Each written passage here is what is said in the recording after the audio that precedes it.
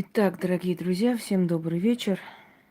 Летние вечера, они, уже почти лето скоро. Они, в принципе, светлые, поскольку темнеет поздно. Я сегодня проведу несколько интересных прямых эфиров, потому что пришло время освещать некоторые темы. Дорогие друзья, в нашем мире очень много людей, которые не соответствуют своему званию. То есть они называют себя военнослужащими, на самом деле приходят для того, чтобы грабить армию, а не усиливать армию, да. Они называют себя врачами, а диплом купленный не настоящий, значит, врач не настоящий. Они называют себя психологами, но далеки от понятия психологии. Они называют себя историками, а всего лишь подкупленные журналюги, которые ищут какие-то сенсации и прочее. Они называют себя учителями, оказываются педофилами. Понимаете, в нашем мире многие люди не соответствуют тому званию, как себя они называют. Точно так же происходит и в мире магии. Не все, кто называет себя ведьмой, ею является. Люди, которые, вот заметьте, изначально начинают говорить это слово «маг», я маг. И причем это говорят неуверенно так, знаете, когда спрашивают, а кто вы? Вот ваш канал я смотрю, кто вы есть, что вы можете. Они пишут, я маг. Дорогие друзья, вот можете изначально понять, что этот человек абсолютно далек от магии. Знаете почему? Потому что это настолько неуверенно произносится. Я маг. Вы хоть понятие имеете, что такое маг? Маги – это западная школа магии, на самом деле. Это западные колдуны. Но в основном себя называли магами люди, именно магами. Люди, которые, во-первых, изначально были жрецы определенного культа. Например, в армянском языке мог, мы говорим моги, могерь. Могутюн означает магия. Жречество, если перевести. Мог, мочь, суметь, могущество, умение, знание. Вот от слова, вот более ближе к санскрите, да, армянское слово «мог» на Западе отражается как маг. Могущество, умение, знание. Но маг – это изначально жрец. Может быть, кому-то кажется, что, называя себя магом, он как бы круто себя представляет, но на самом деле маг, на Востоке их называли мубады или мобиды, что означает жрецы, служители. Опять же от слова моб, мог, маг, могущество, умение, знание. Люди, которые называют себя магами и говорят, что они потомственные русские ведьмы, у меня вызывают смех, потому что в русских ведовских школах, вообще в домах, в семьях русских ведьм не было звучания слова маг. Мы маги, значит, я маг и так далее. Потому что это понятие было чуждо. Если человек говорит, что я ведьма, то это понятие, присущее людям, занимающимся магией, вот начиная от вот этой русской равнины, да, славянского мира, заканчивая Кавказом, Закавказьем. И это ведьмы. Их так и называют ведьмы. Ведущие. У нас тоже так называют ведьмы. Кахардуи. Когда человек говорит «я маг», он должен знать, что маги – это служители культа, древнего культа. Всякое пишут в Википедии, приносят мне какие-то, приводят доводы. Вот Википедия говорит, вот это Да плевала я на Википедию. Википедию сочиняют вот такие же люди, как мы с вами. Любой из нас может зайти в Википедию и написать какую-то чушь. В Википедии сказано, что армянская нация вообще не существовала, что они пришли 100 лет назад. Верить в Википедии? Когда армяне первые христиане мира, по крайней мере, 2000 лет они есть. Уж дальше молчу. А там в Википедии, если набрать, в некоторых страницах сказано, что армян как нации вообще нету. Они 100 лет назад откуда-то Петр Великий их привел и заселил. Вот она, ваша Википедия. Это не тот источник, который надо доверять и оттуда и черпать знания. Дорогие друзья, Википедию пишут кто угодно, кому не лень, может дополнить Википедию. О чем речь вообще?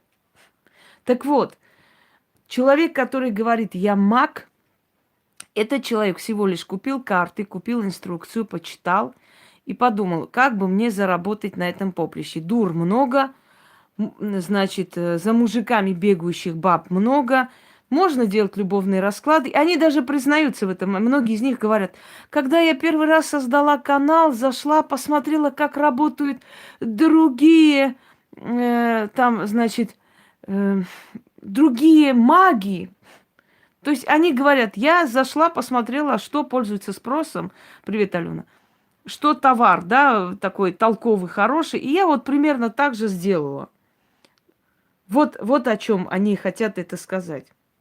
И когда у них спрашивают, кто вы, они пишут, я маг, что вызывает ужасающий смех. Вот смех, реальный смех, потому что, ну, маг, жрец определенного культа, начиная от Востока и заканчивая Западом.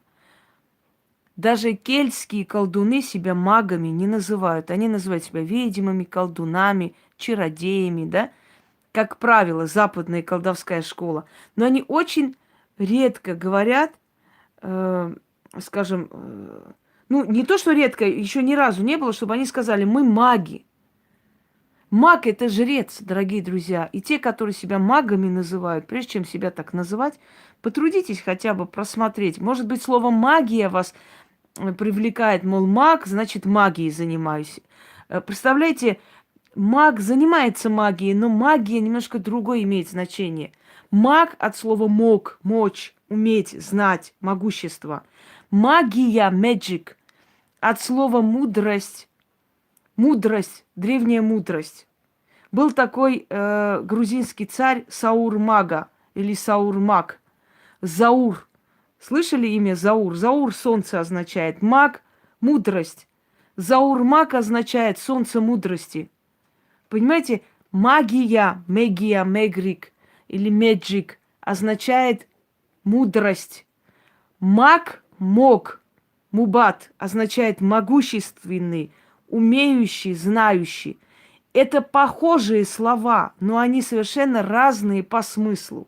Понимаете? И поэтому люди, которые безграмотны в магии, они думают, что если они назовут себя магом, значит, это все поймут, что я маг, занимаюсь магией. Нет, нет, уважаемые, это два разных корня и разных смысла. Представляете себе? Так вот, маг – это жрец. Вы жрецы? Какого культа жрецы? Если вы жрецы, почему вы иконы вытаскиваете какие-то? Если вы жрецы, почему вы какие-то молитвы даете христианские? Если вы жрецы древнего культа. Если вы жрецы древнего культа, скажите, какого культа? Как одна дура других дур вела по ложному следу, говоря о том, поскольку наша великая достопочтенная ведьма посвятилась в Овега, теперь ее услуги 3 раза дешевле. Я сказала, Овега. На меня в суд подали за то, что я сказала, что за этот ролик Овега написали, что это угроза жизни. Я не могу понять, в чем там угроза жизни, если я объясняю, что Овега на санскрите означает учитель, путеводитель. Я Овега своего ребенка, я путеводитель, я его учитель. Понимаете? Вы Овега кого-то в жизни, кого вы, скажем так, ведете за собой, учите, объясняете, как жить. Овега – это учитель, это путеводитель, тот, который показывает дорогу жизни. Нет посвящения в Овега, нету какой-то организации Овега, нет каких-то специальных жрецов, которые в Овега посвящают. Но поскольку для дур и это сойдет, понимаете, колхозницам что ни говори, посвящение великие там колдуны 20-го поколения, все побежали. Посвящение в Овега. Я сказала, какое посвящение в Овега? Кто тебя посвящает? Овега – слово «учитель». Все. На этом заканчиваем этот разговор, потому что это смешно. Так вот, дальше. В Авега мы уже все посвятились, поняли. Вуду. Вуду. Мы делаем ритуалы вуду. Мы делаем ритуалы такие-то там, мы вудуисты, мы по магии вуду. Спросите у любого этого вудуиста, скажите, сколько степеней вуду существует. Пускай они вам скажут. Есть два варианта. В магии суахили 13 степеней вуду. В магии, которая уже западнее, Судан, Чад, туда, 12 степеней вуду. То есть и так правильно было бы, если бы они хоть это сказали. Значит, это, в основном 13 степеней вуду. Дорогие друзья, самые сильные колдуны мира не дошли до 10 даже. Потому что для того, чтобы дойти до 13 степени вуду, считается, что если кто-то дойдет до 13 степени вуду, он будет внушать свои мысли всем подряд. Они и так внушают, уже с 4 степени внушают. Значит, вуду. Вот вам говорят, я делаю привороты вуду, я умею колдовать по вуду. Спросите этих людей, сколько степеней вуду, а до какой степени вы дошли? Можно спросить? А кто ваш наставник? Наставника можно скрыть, не сказать, ладно уж. А скажите, пожалуйста, а как вас посвящали? И вы сразу поймете, что человек просто слышал где-то вуду, что там какие-то куклы с этими тыкают туда эти всякие ножницы, и на этом все. Дорогие друзья, вуду это религия. Но есть вуду магия. Если человек исповедует религию вуду, вот, если он исповедует религию вуду, он жрец вуду. Если он просит что-либо, вот чем оно отличается, вам объясню. Жрец вуду, он может и колдуном быть заодно, но редко. Жрец вуду – это тот, который всего лишь передает слова предков, объясняет, что произойдет в этом году, как уберечься племени. Жрец вуду – это тот, который знает, как правильно ритуалы совершать, чтобы боги услышали это племя и помогли. Он жрец, посредник, как священник. Колдун вуду – это тот, который умеет подчинять духи себе и заставить себе служить. Это колдун вуду. Понимаете, разница? То есть колдовство – это все-таки подчинение, просьба и желание манипулировать этими силами. Сделать так, чтобы эти силы тебя слушали и делали, как ты хочешь. А вот жрец вуду – это когда он просто служит культу, ничего не прося взамен, кроме благословения и помощи, и знания. Все. Но жрец вуду не посмеет никогда подчинить себе духов. Он им служит. Между тем, как колдун и служит духом, и низменных духов себя подчиняет. Ольга Фриюлина, вы мне надоели, пошла вон отсюда. Итак, вот настолько интересный разговор, какая-нибудь тварь зайдет и начнет писать, а как себя чистить, как курицы, понимаете, куриные мозги, никуда не денешься.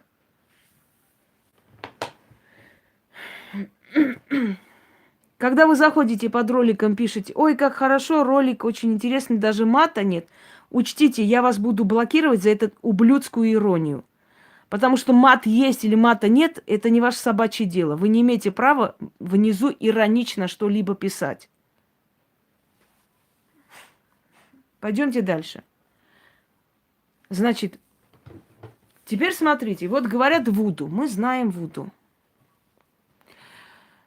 Я сейчас, вот эта тема будет широкое вообще обсуждение, и много чего, да. Я уже много чего вам говорила, и говорила, как отличать их.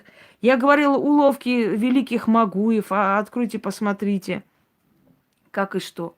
Дорогие друзья, вуду, магию вуду не имеет права посвящать женщина. Только мужчина имеет право посвящать и женщину. Я о шаманах уже говорила, еще один вопрос, и вы вылетаете в черный список. Я не сказала, что это тема вопросов и ответов. Еще один вопрос и улетаете отсюда. Так вот, для того, чтобы действительно человек был колдуном Вуду, кстати, маг Вуду не существует, целитель Вуду не существует, колдун Вуду. Так вот, колдун Вуду посвящается мужчиной только после 30 лет, не раньше. Раньше может обучаться, посвящается после 30 лет. Может посвящаться вдалеке, не обязательно в Африку ехать. Но посвящает мужчина. Это раз. Человек должен пройти хотя бы 3 степени Вуду, чтобы иметь право на посвящение. А потом уже дальше. Куклы Вуду, про Вуду я уже снимала отдельный, понимаете, я на каждую тему снимала целый, просто вот любая тема, которая вам интересна, наберите любую тему, Вуду, ведьмина изба, рядом ведьмина изба, хоть, я не знаю, все, что хотите, и рядом ведьмина изба, и вам выйдет эта тема, если вам нужно знать. Значит, 13 ступеней Вуду. Самые опытные проходят. Я сказала, здесь вопросы не будут. Я вас блокирую. Еще один вопрос, снова улетайте в бан. Я сказала, здесь вопросы не будут. Здесь не вопросов и ответов. Когда я сниму вопросов и ответов, я слушаю ваши вопросы. Но сейчас вопросов не будет. Итак, 13 степеней. Посвящение только после 30. Только колдуном Вуду мужчина должен посвятить. Хоть женщину, хоть мужчину. И дальше 8 степени никто не проходил еще за историю Вуду. И это были самые сильные колдуны. Никто дальше 8 степени не проходил. Это те, которые просто взглядом. Это те, которые могут натравить просто на население носорогов, слонов. Я помню, когда показывали Дэйва Салмони, он же и ученый, он и дрессировщик, он вот в Африке пытался понять психологию диких животных и так далее. И он говорит, значит, постоянно нашествие носорогов на это селение. И люди не могут спокойно жить, и они попросили какого-то колдуна Вуду, чтобы он показал. Значит так, удаляю. Извиняю, и вы в черном списке. Больше у вас возможности не будет здесь писать.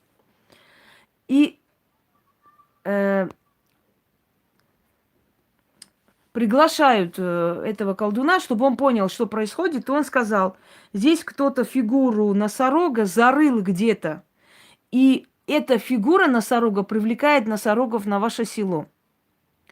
Они поняли, что, значит, действительно был такой случай, у них был такой конфликт с этим колдуном Вуду, и он, иди исправь карму в туалете, дебильные люди.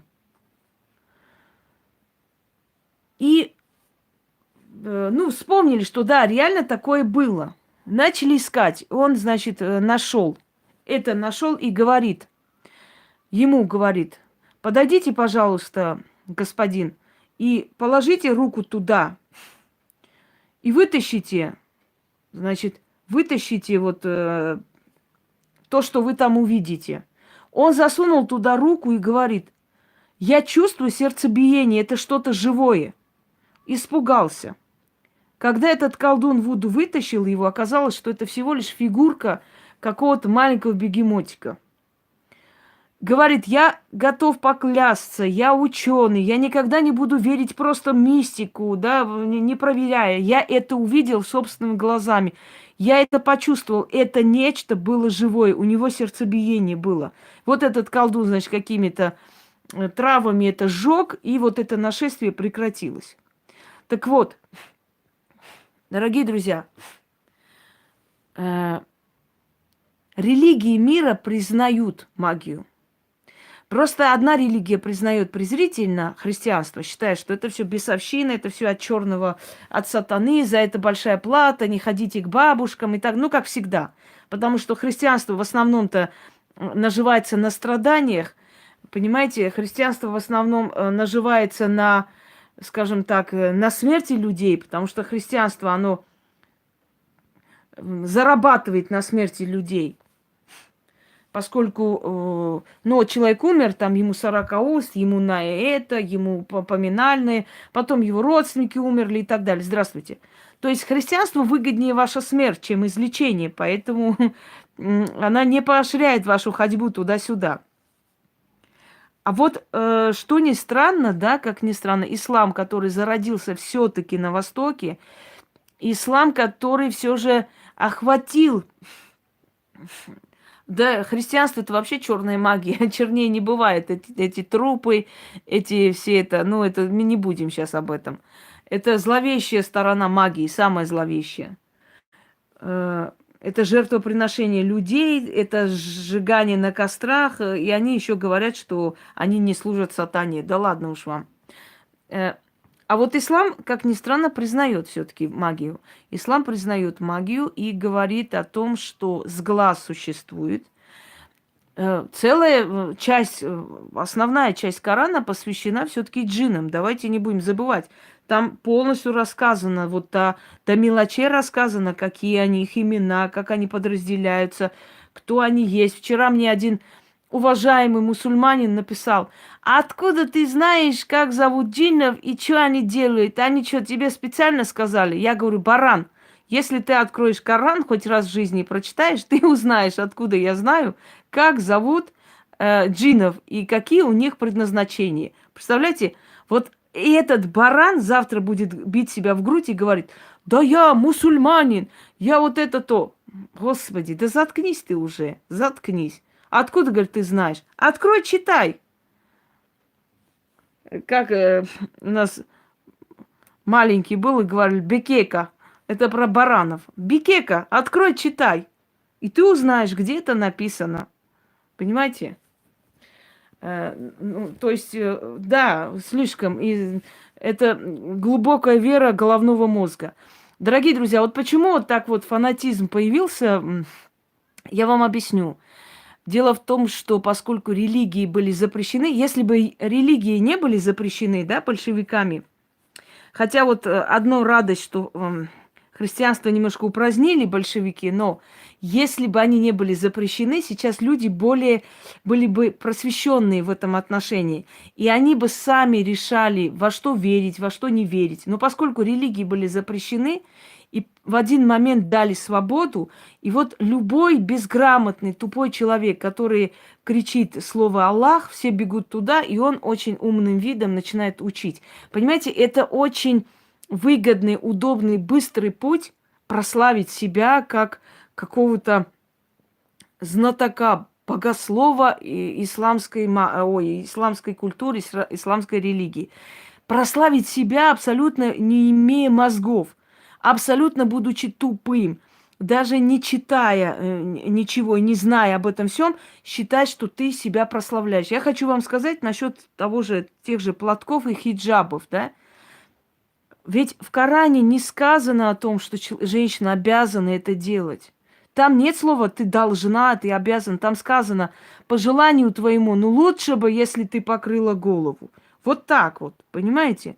То есть нету знаний, но человек бежит преподавать, бежит говорить, объяснять. То есть по их версии, если сесть почитать, получается, что женщина вообще не человек, животное какое-то. И это нельзя, то нельзя.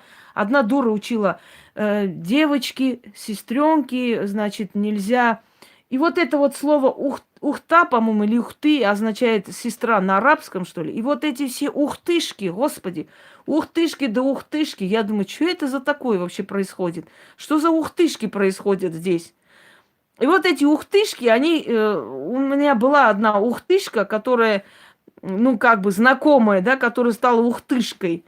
И она шла в мечеть для того, чтобы посмотреть на этих парней. Я говорю: ну и как ты там сходила? Нормально, как интересно, ты поняла это все, эту философию? Она мне говорит: ой, там такие красивые парни были. Я говорю: я ничего не могу понять. Так ты на парней ходила смотреть или молиться? Я не могу понять. И она все время говорила, что я одеваю, значит, хиджаб, там закрываюсь вся, и мне только, понимаете, дорогие друзья, только пальцы видны и лицо.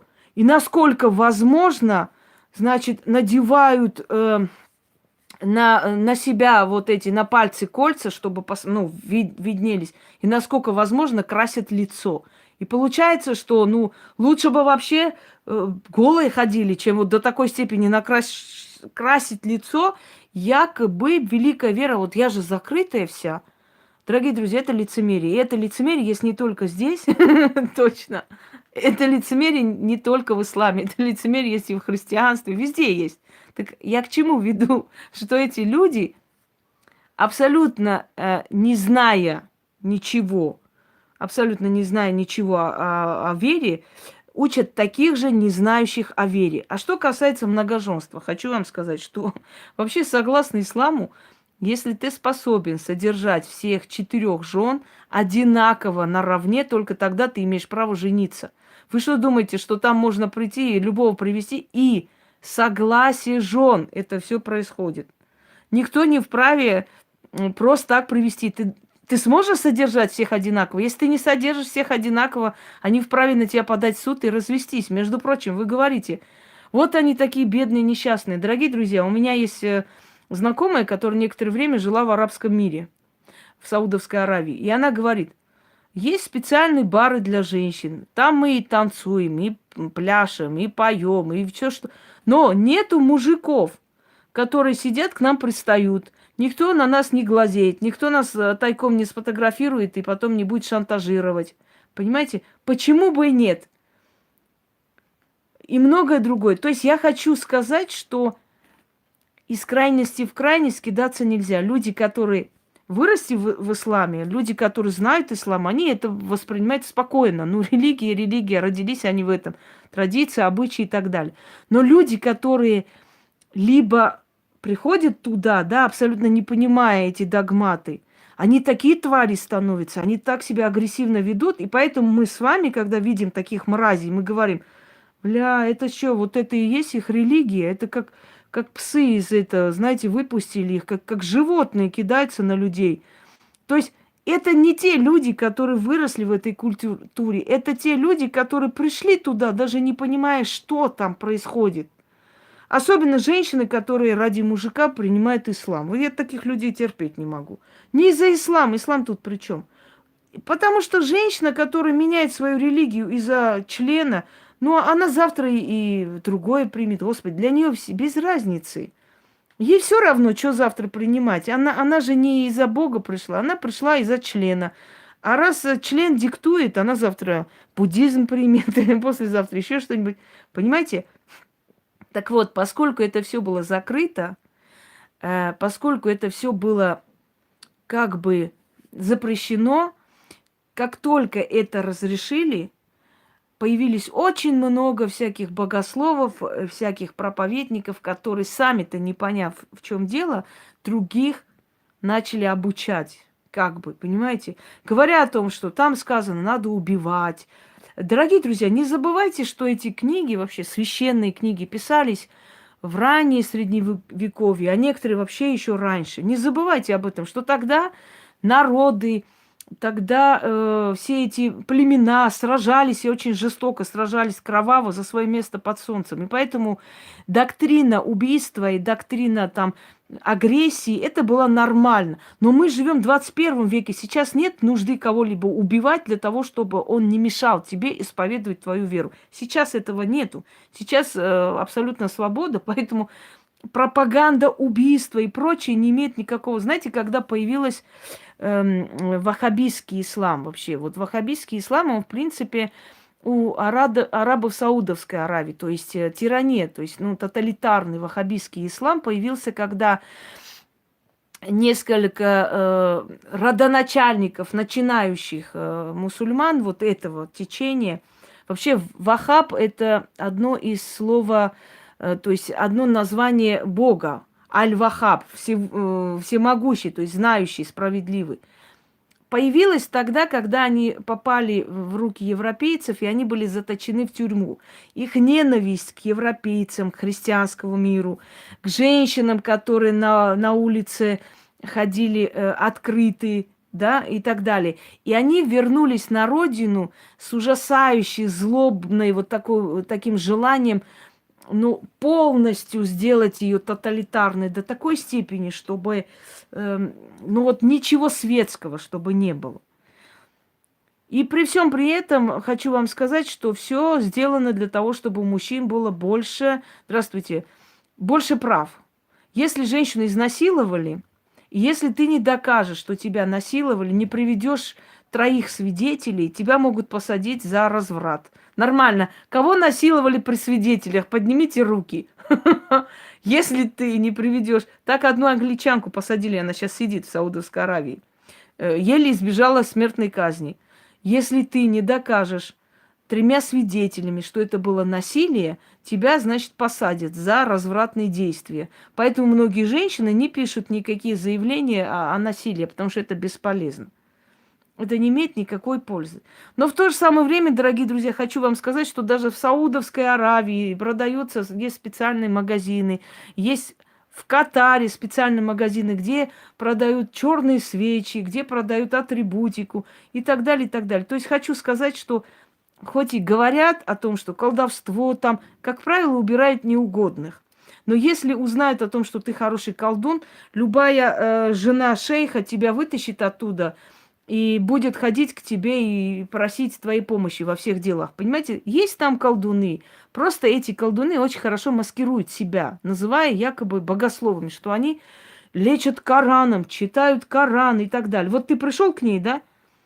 Откуда ты знаешь, чем она читает? Вот у нее стоит Коран, вот лежит Коран, она говорит, я лечу Кораном Всевышним, только его сурами и так далее. Вот она тебя лечит как-то, и ты выздоровел. Ты можешь доказать, что она не Коран читала, а, например, призывы джиннов? Ты же не слышал ни хрена. Ты же ничего не понял. Ну вот она там шепчет, что-то ходит вокруг, мол, суры читаю. Это самозащита. Их можно понять, потому что фанатичные люди... То есть, понимаете, как фанатизм, с одной стороны, очень плохо, с другой стороны, нормально, потому что фанатичному человеку на улице можно тут же сказать, Аллах мне там приснился, сказал, что тебе надо ко мне срочно и принести там $2000, чтобы спасти тебя, потому что ты умрешь. Вот смотри, это он мне сказал. Они прибегут. Понимаете? Потому что они поверят. Потому что, как же, от чего это? У нас вот сразу вот ни с того ни с сего сказал, что на мне порча. Ну, как местные цыгане. Да вот, у тебя порча, вижу, ясно, надо тебе касатенький ко мне. Но как сказать? Так бы сказать, чтобы тебя не обвинили в колдовстве. Скажи, что в Коране прочитала. Открыла Коран, а там вот так написано было. Вот тут сура попалась о смерти, значит, ты помрешь. Понимаете? Да. Все эти... Ну, вообще-то не Яхве, я бы сказала, ну, немножко другому ипостасию, но взятые из двух религий соединены, понимаете? Я уже об этом рассказывал. Итак, пошли дальше.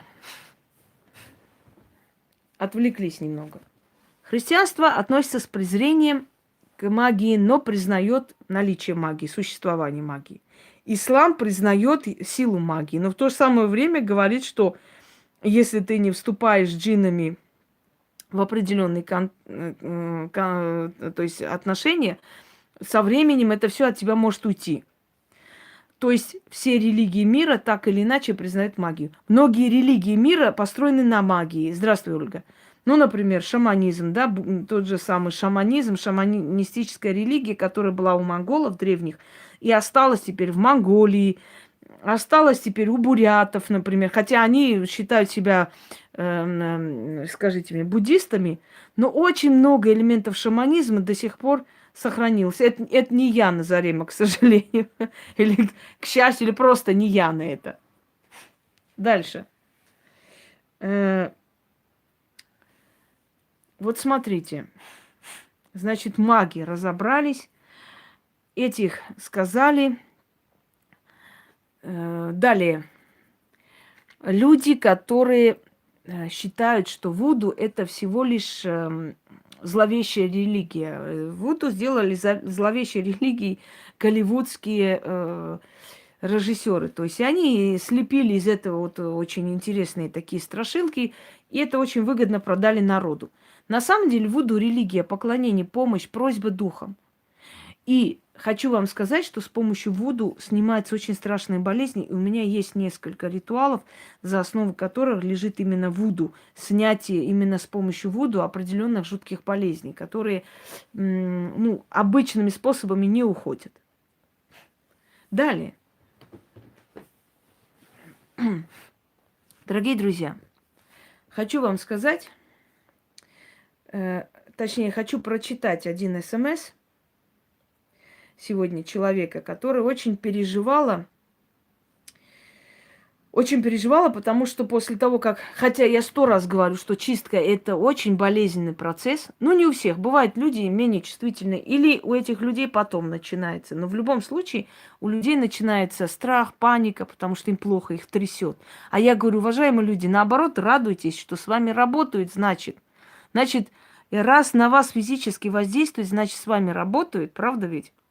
Значит, далее смотрим. Здравствуйте, Инга, у меня все хорошо. С каждым днем все лучше и лучше себя чувствую. Боли почти все ушли, головокружение тоже. Вы мне очень много помогаете. Спасибо вам огромное за ваше терпение. За мое терпение особенно спасибо. Объясню почему. Потому что вначале, когда человек приходит, я вам говорю, дорогие друзья, во-первых, ориентируйтесь на тех людях, которые увидели ваше прошлое. Не просто сказали, вот тебе в последнее время вот так вот нехорошо и так далее, вот тебе что-то ты там переживаешь очень, вроде бы что-то и так, и не, нет. Четко, ясно, конкретно объяснили вам, что у вас в жизни происходит. Вот дали четкий, ясный, конкретный ответ. И все пазлы в голове сложились. Вы поняли. Понятно, о чем речь. Описали ваше прошлое. Описали настоящее. Объяснили, что у вас происходит и почему у вас это происходит. Да. Так вот, чистки, которые делаю я, или которые я даю, ну, не одинаково, но в любом случае могут быть симптомы одинаковые чистки. Если человек вам сказал,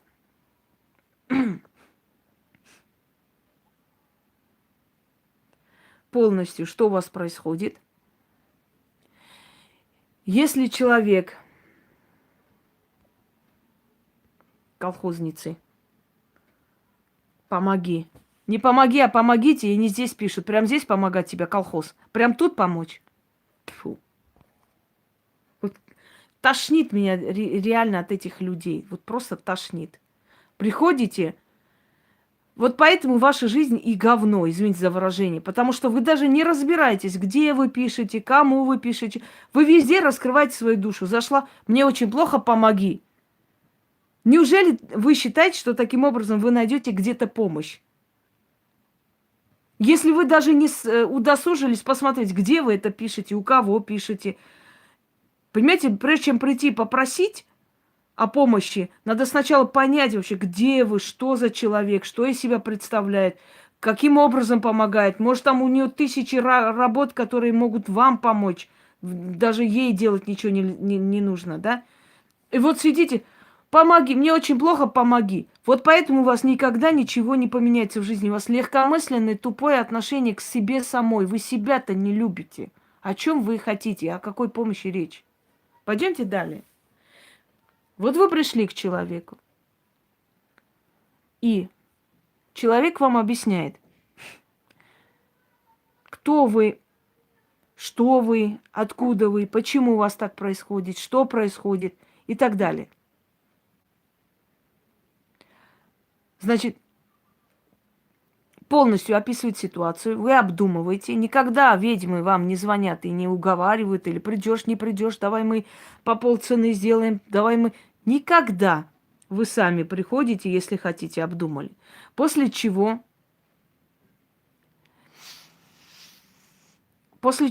вы Я обычно прошу смотреть ролик чистка подробно. Я там еще раз поподробнее очень все сказала и объяснила, как происходит чистка, чтобы человек был готов морально, физически, все понимал. Потому что это воздействие. И оно, как правило, болезненное. Когда человек пришел, попросил, когда ты объяснила, когда ты полностью по полкам разложила, и человек говорит, я хочу у вас помощи. Все. Когда человек согласился на твои условия, и ты начинаешь с ним работать. Доверься ведьме тогда. Если ты пришла, если ты убедилась, что это тот самый человек, который вам не просто сказал пару фраз, если ты убедилась, изучив канал, видя, что люди говорят, как происходит, что... Я не имею в виду вот заказные гадости и вранье, которые могут написать. Нет. Знаете, иногда бывает такое слишком подозрительно, когда очень много хорошего пишут. Чрезмерно хорошего, знаете, имеется в виду, что, ну, вот эти специально открытые сайты, в которых отзывы. Ой, мой муж пришел, спасибо большое. Вот мой муж там сказал, вот такие. То есть не люди, не личности какие-то, а просто написанные фразы. Здесь-то на канале можно проверить, да, есть аккаунт человека, люди иногда свои контакты оставляют, люди между собой иногда дружат, знают друг друга. А вот когда специально заходишь, и вот прекрасные там, ой, спасибо, муж вернулся, ой, спасибо, вот это немножко даже, честно говоря, знаете как, нет, откройте, Наталья, мой ролик, называется «Вуду», прямой эфир, и посмотрите, что такое вуду. Вуду, воу-доу, воу черное, доу белое, черная белая энергия Земли. Вот что означает вуду. Как хочешь, туда и направишь.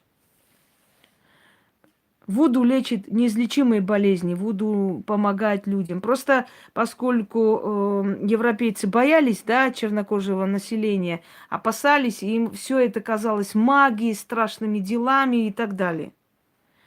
Так вот, вы пришли, вам сказали, вы поняли причину этих бедствий.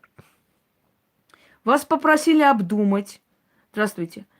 Вас попросили обдумать, вас попросили просмотреть, понять, как должно все происходить. И вы уже осознанно, обдуманно пришли, согласились на эти условия и работаете с этим человеком. Доверьтесь этому человеку. Бывает иногда, да, нужно делать. Если делать, то все получится. Если не делать и просто ждать, пока за тебя кто-нибудь будет делать, тогда, конечно, ничего никуда не двинется. Если ты уже начала работу с этим человеком,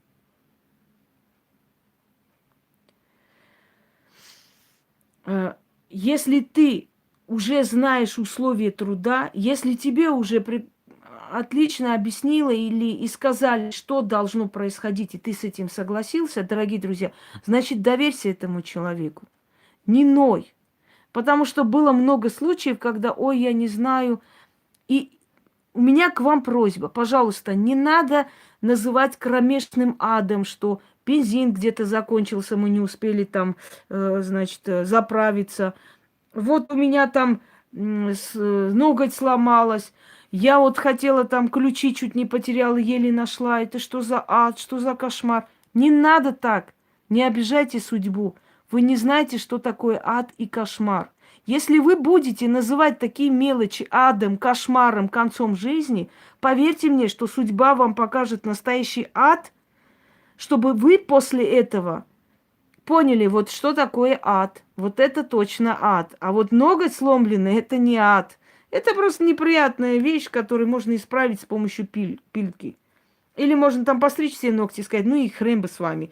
Просто пилкой взять и все подровнять. Понимаете? Когда вы говорите мне, что у вас замкнутый круг, ад, конец жизни, посуда бьется там, и еще что-нибудь случается, пробки вылетают, и это для вас ад, я хочу вам сказать, что просто возьмут вас за шкирку и окунут в ад. И вы поймете, что такое ад. Вот что это такое ад. Я даже объяснять не хочу. У каждого свой ад. А есть жуткий ад. Когда женщина, например, полжизни ходит по врачам, чтобы спасти своего ребенка, так и не может спасти.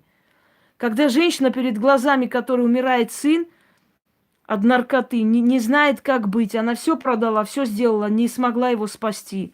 Вот это ад.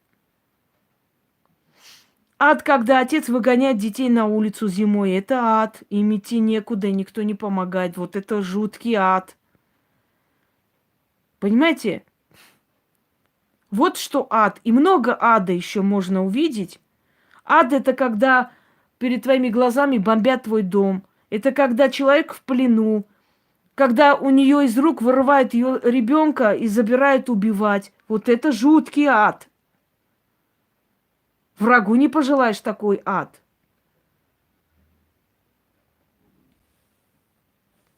Понимаете? И если вы будете сломленную ноготь, если вы будете разбитую тарелку называть адом, то извините меня. Извините.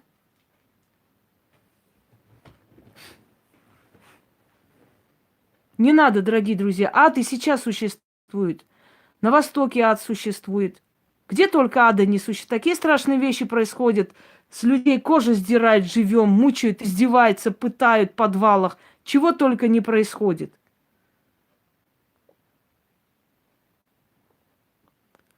У моего мужа селение находится рядом с границей.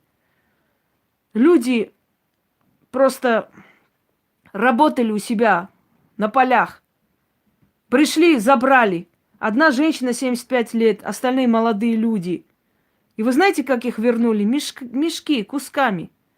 Мешки их сожгли, их пытали. Что с ними было вообще, никто не знает. Что пришлось этим людям пережить? Обычные крестьяне работали у себя на полях. Спустился спецназ их и забрал. А потом вернули этих людей просто кусками в мешках. Их даже не могли распознать. Их, ну как смогли, так похоронили. Вы можете представить, что этим людям пришлось испытать? Как их пытали, как над ними издевались? Женщина 75 лет. Вы можете... Это кем надо быть, чтобы эту бабушку 75 лет пытать, разрезать и по кускам возвращать? Кто это? Вот ад. Вот это жуткий ад. Так что давайте не будем. Когда вам сказано, будет чистка, надо терпеть, надо терпеть.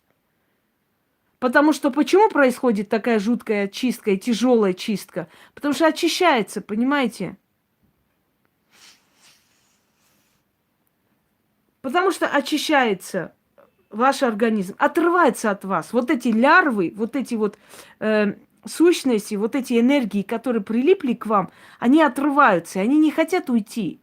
Они причиняют боль. Понимаете? Вот берешь фотографию человека или читаешь по его имени. Вот объясняю. Вот как вам, на чем объяснить, я не знаю. Ну вот.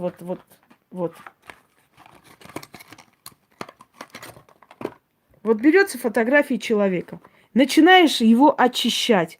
Ваши фотографии – это мини-вы. То есть это ваше изображение. Вы и есть, только в маленьком формате.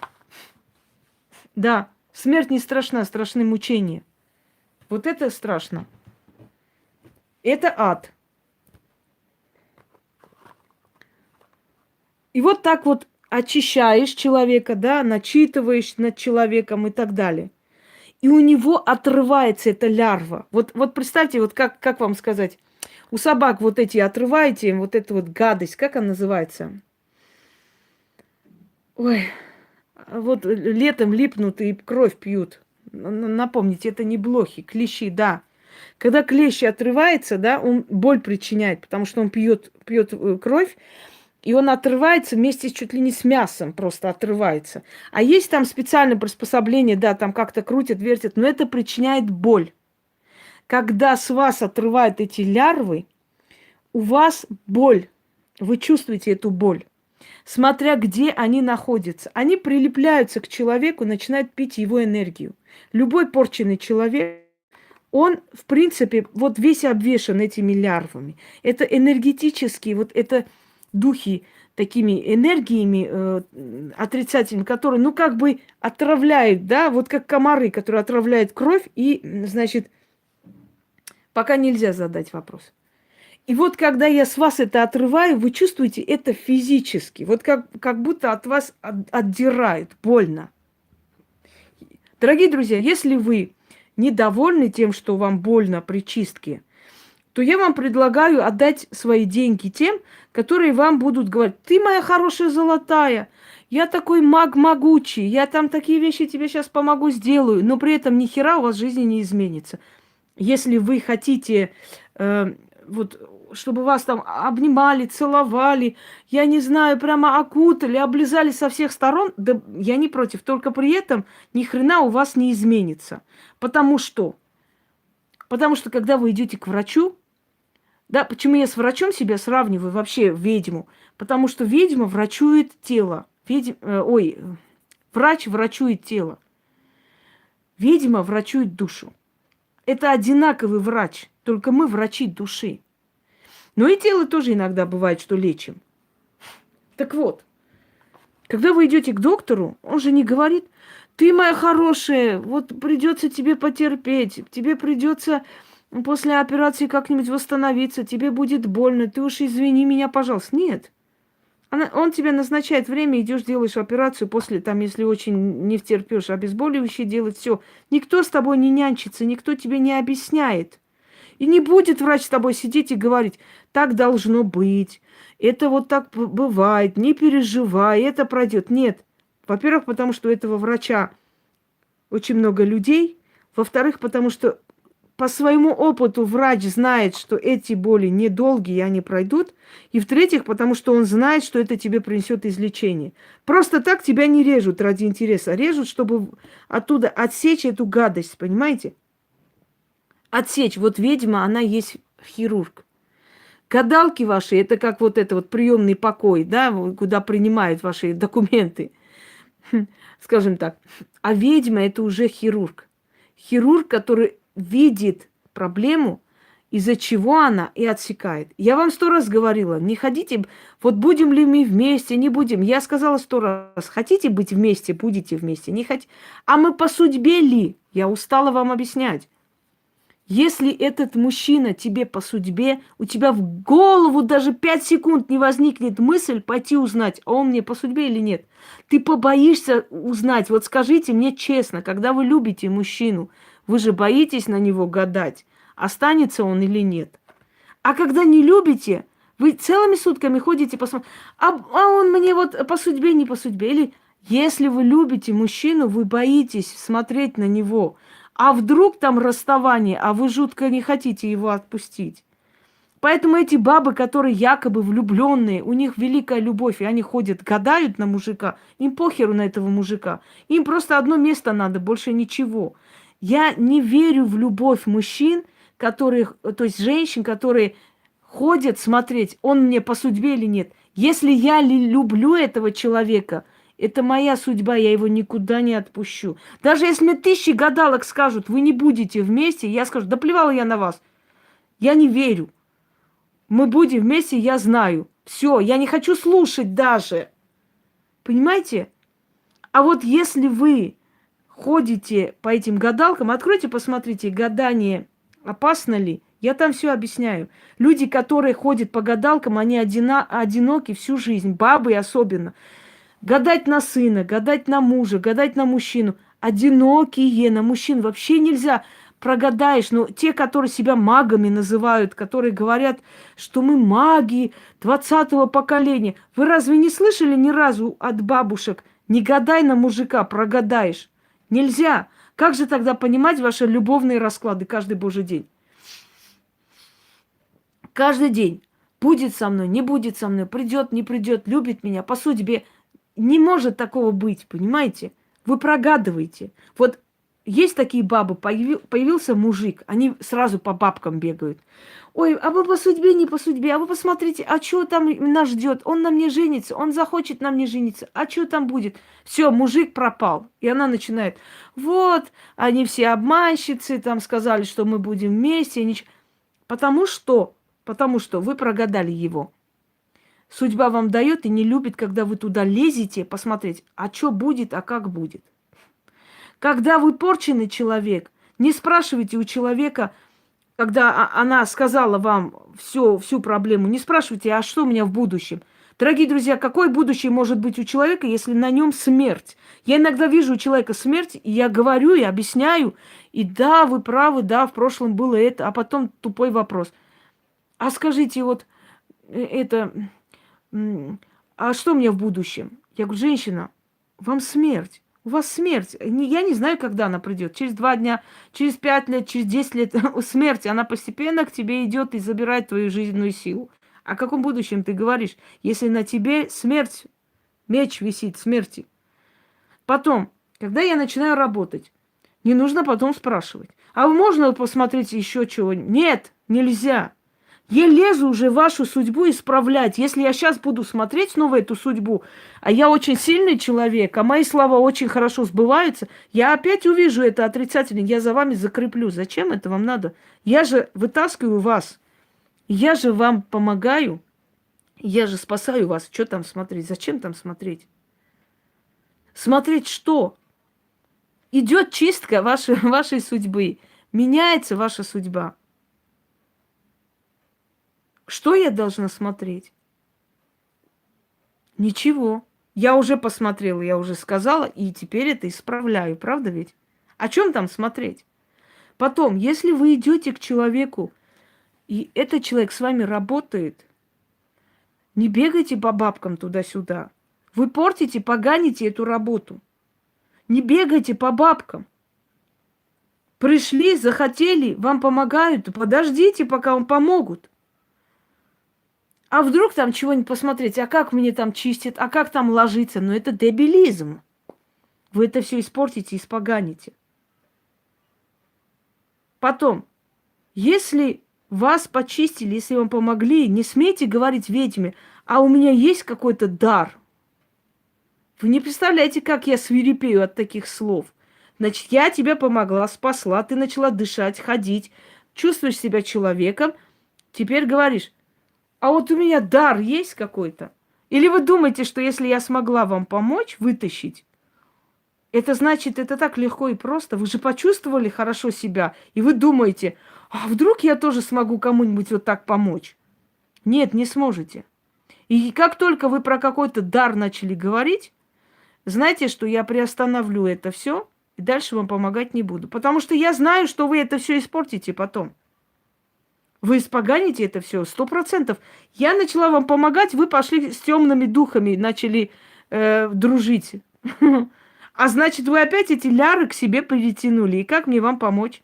Это все равно, как вас откачали, да, вы пошли снова этот яд взяли и выпили. И говорите, ну меня же откачали уже, у меня же организм должен уже быть сильный, теперь-то я не отравлюсь. Да отравитесь за милую душу.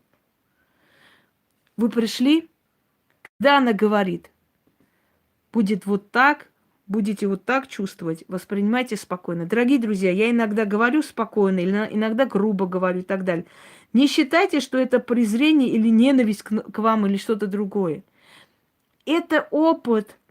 Вы, не зная который тысячный человек, которому я помогаю, я прекрасно знаю. Вот то, что вы мне сказали, мне уже говорили 500 раз. Понимаете? Мне это уже говорили, ой, мне что-то страшно, у меня паника, мне плохо, хорошо. Нормально, это надо говорить. Это надо говорить, потому что я должна знать, я должна контролировать, я должна улучшать, усиливать, пока мы не добьемся результата.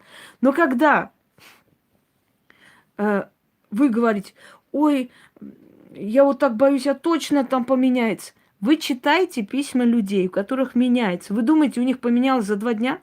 Нет. Сказано, 3 месяца это только чистка. Может, за 3 месяца очень хорошая полоса начаться, может. А может, 3 месяца только чистка идти. А потом начинает меняться. Первые 3 года после чистки ваша жизнь меняется. Не за 3 года меняется, а в течение меняется и меняется. Меняется и меняется. Понимаете? То есть 3 месяца очищается ваша жизнь. Я уже говорила, ставится сначала временная защита, потому что вы как открытое поле, чтобы никто вам ничего не сделал за это время. Потом ставится постоянная защита и живи себе. Все, теперь уже меняется, нужны деньги. Делай деньги, значит, Притягивай деньги себе, притягивай, они к тебе придут.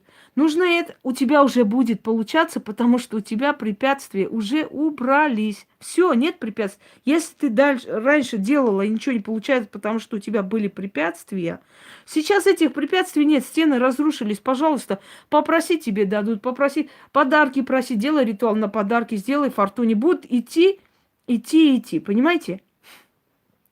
Но если вы читаете и смотрите, и вам кажется, что эти люди, которые благодарны за 2 дня, все это получили, вы ошибаетесь. Я сейчас не в укор и не в упрек сняла этот прямой эфир.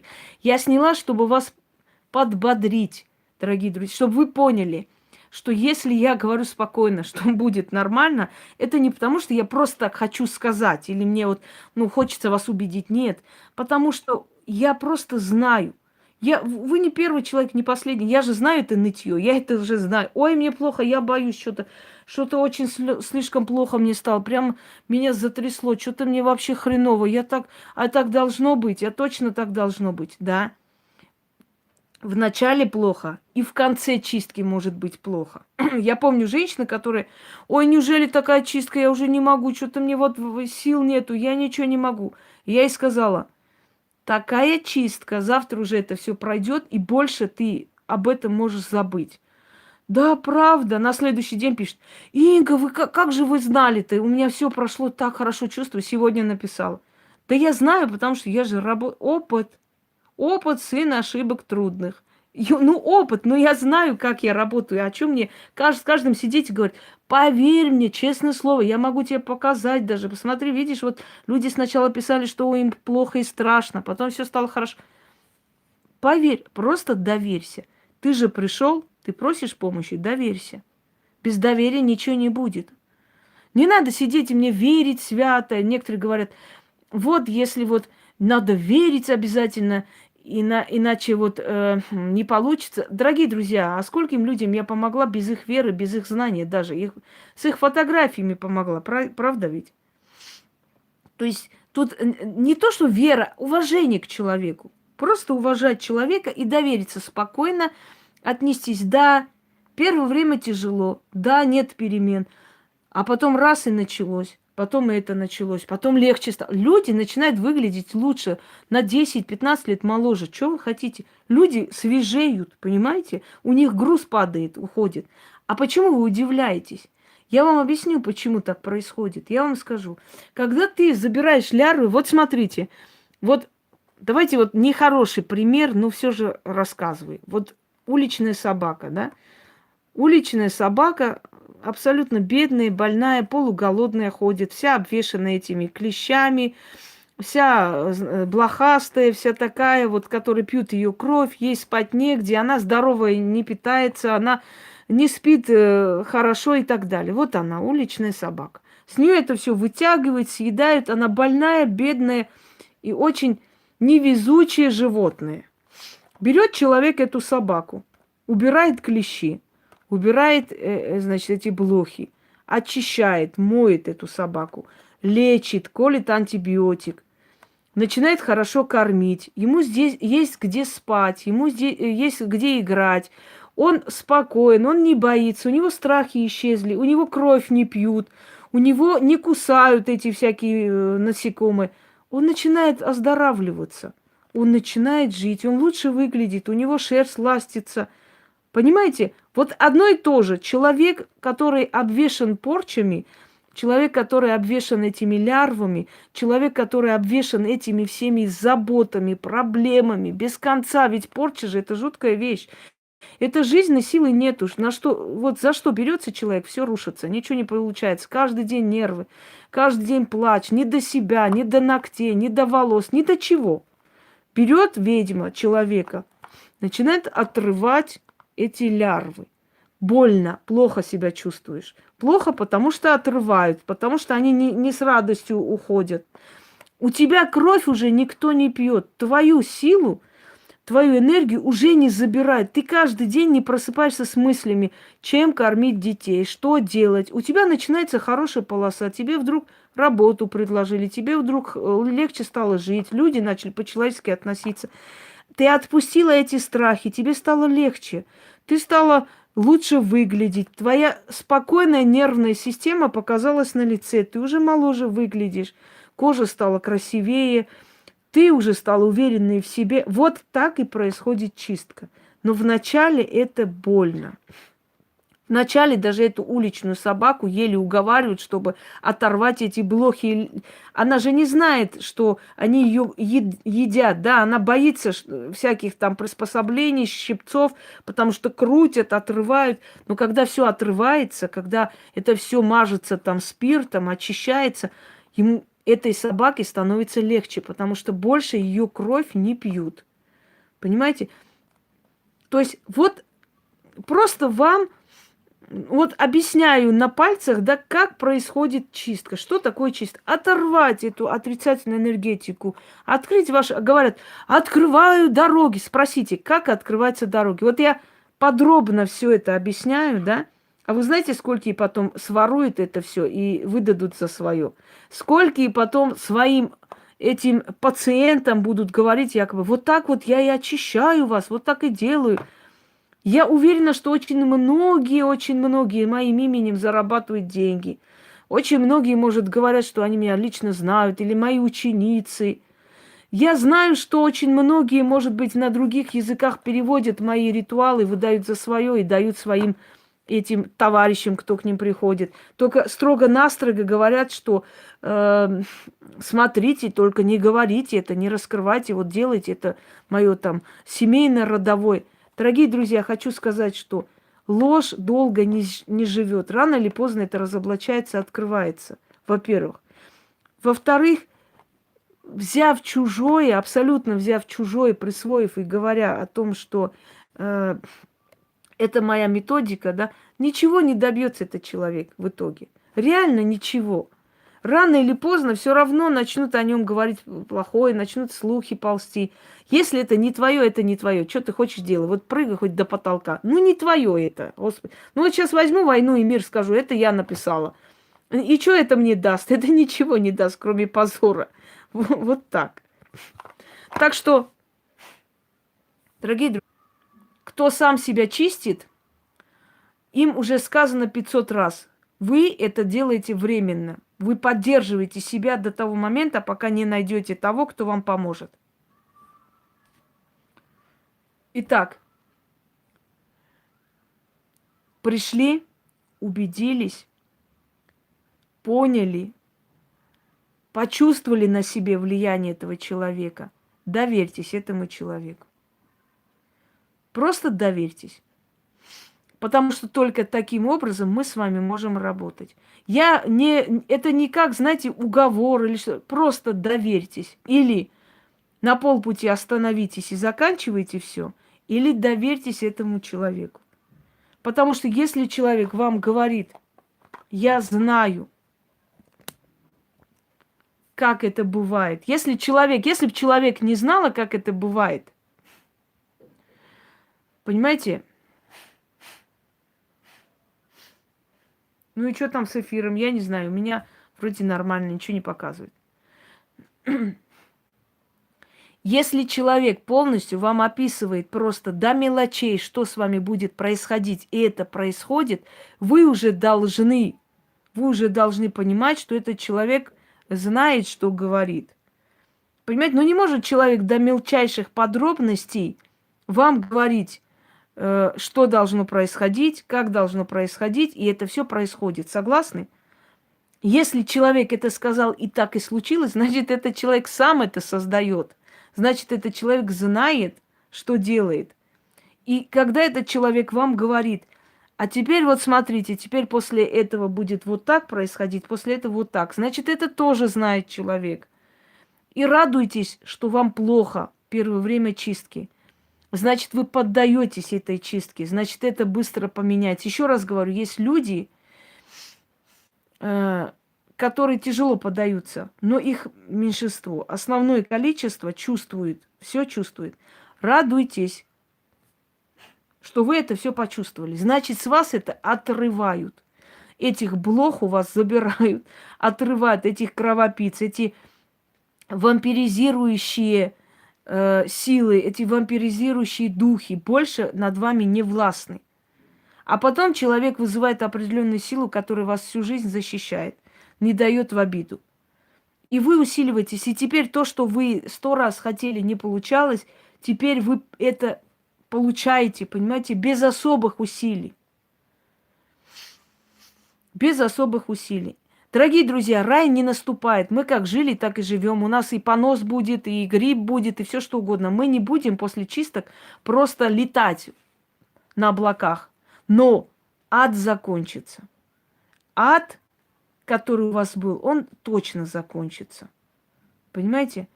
Он закончится, и если вы что-то хотели, и для вас это было великим усилием этого добиться, сейчас вы добьетесь быстрее. Просто мир начнет вас любить. Мир к вам повернется лицом. Вот что самое главное. Если человек хочет жить, он с нуля создаст империю. Если человек не хочет жить, ему хоть миллиарды подари, он пойдет и повесится. Понимаете, в чем разница? Дать человеку желание жить. Когда человек идет устраиваться на работу, только собрал документы, уже там не принимают. Только пошел туда, там уже отказали. Только сюда. Все, он жить не хочет. Но когда ты даешь человеку возможность, и теперь он просто позвонил, и уже сразу его приглашают, он просто вышел на улицу, его уже защищают, он просто пошел что-то купить, а ему уже дали на распродаже еще 20 вещей, ему хочется жить. И он даже с нуля, с абсолютного нуля поднимется. Задача ведьмы – учить человека, как правильно жить, дать ему возможность старта и отойти в сторону. Человек сам все сделает. Сам. Только дай ему желание жить. Когда он будет видеть себя в зеркале помолодевшую, посвежевшую, силой воли, когда человек поймет, что он не один во Вселенной, вокруг него есть духи, силы, которые его слышат и помогают. Скажите мне, все мои зрители обращаются к силам уже. Те, которые знают уже мой канал давно, все обращаются к силам. Вот любой момент, ведь это волшебство. Понимаете? Это волшебная жизнь, это счастливая жизнь. Знать, что в любой момент скажешь: кто-нибудь мне помогите, кто меня слышит. Или прошу помощи у сил, которые меня слышат, и вас услышат и помогут. Вы понимаете, что вы не одни, что за вами стоит целая армия, что эта армия в любой момент вам помогает, стоит вам попросить, и пустите эту армию в свою жизнь. Разве это не счастье? От этой безысходности, одиночества, от религиозной хрени, от доктрины мучений и бедности, и несчастья и так далее, перенестись в другое измерение, где тебе говорят: тебя жизнь любит, и она тебе помогает, только попроси, только сделай это, и она тебе все даст. Вот оно счастье, дорогие друзья. Вот для чего работает ведьма. Не для того, там, Вася любит Петю, придет, как он на меня смотрит, сколько раз он во сне меня видит. Не эту херню, а сказать, что надо делать, как надо просить, каким образом повернуть в свою сторону духов, чтобы они тебе помогали, а не враждовали с тобой. Да, это свобода. Свободно знать, что ты свободный человек, можешь попросить и получить. Вот и все, дорогие друзья. Поэтому доверьтесь ведьме. Если вы пришли к ведьме, если вы убедились в ее силе, если вы испытали на себе, доверьте. Говорит она, надо пройти время боли, проходите. Говорит она, все будет хорошо, поверьте ей. Потому что сколько было случаев, когда человек переживал, волновался, потом было стыдно. Мне писали: извините, пожалуйста, мне так неудобно, мне так сейчас хорошо. Не надо извиняться, вы обычные люди, вам не дано видеть, а я вижу. Но мое спокойствие воспринимайте как уверенность. Не как презрение, а как уверенность. Я говорю: будет хорошо, я знаю. Я просто это знаю, вот и все. Я это вижу. Я вас не обману, поверьте мне. Именно в том, чтобы я вас не обнадежу зря. Если перед вами стоит нечто плохое, я вам не скажу, все будет хорошо. Я вам скажу: почитай вот это, и будет хорошо. Понимаете?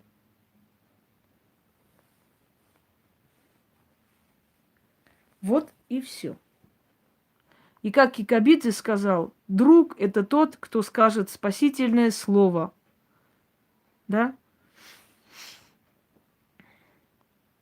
И спасением станет для вас. Спасительное слово, после которого ты понимаешь, у тебя вот вся твоя жизнь приходит к одному итогу. Вот тебе сказали одно спасительное слово, и ты понял. Вот теперь я понял, почему я это все проходил. Вот теперь я понял. И тебе становится сразу легче.